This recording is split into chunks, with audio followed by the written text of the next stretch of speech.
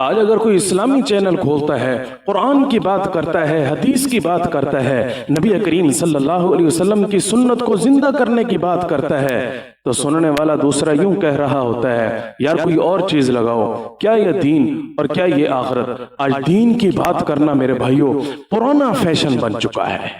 ایسے لوگ کان کھول کے سنیں یہ حدیث مبارکہ۔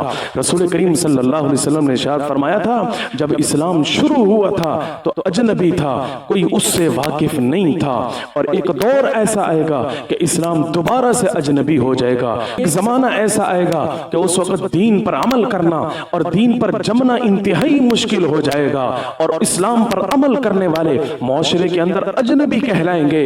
ایسے لوگوں کو میرے پیارے رسول صلی اللہ علیہ وسلم نے ارشاد فرمایا تھا، خوشخبری ہے ان اجنبیوں کے لیے، اور پیارے رسول صلی اللہ علیہ وسلم نے ان اجنبیوں کے لیے، ان غریبوں کے لیے جنت کی بشارت دی ہے۔ آج سچ بولنے والا سخت گیر کہلاتا ہے، سنت پر چلنے والا مولوی ٹائپ کہلاتا ہے، قرآن کی بات کرنے والا بورنگ کہلاتا ہے، اور شرم و حیا رکھنے والا بیک ورڈ کہلاتا ہے۔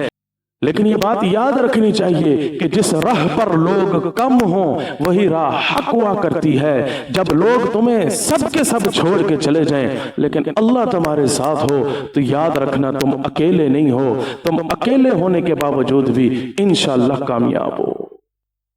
آج اسلامی چیلنج پر لوگ کم آتے ہیں، لیکن وہی چند لوگ اللہ کے خاص بندے ہوتے ہیں جنہیں دنیا نہیں رب کی رضا چاہیے ہوتی ہے۔ اس لیے میں اپنے سننے والوں سے یہ کہوں گا کہ یہ وقت مایوسی کا نہیں ہے، دعوت کا ہے۔ اسلام کو اجنبی ہونے دو۔ ہمیں فخر ہے کہ ہم ان اجنبیوں میں شامل ہیں جنہیں پیارے رسول صلی اللہ علیہ وسلم نے سلام کہا ہے۔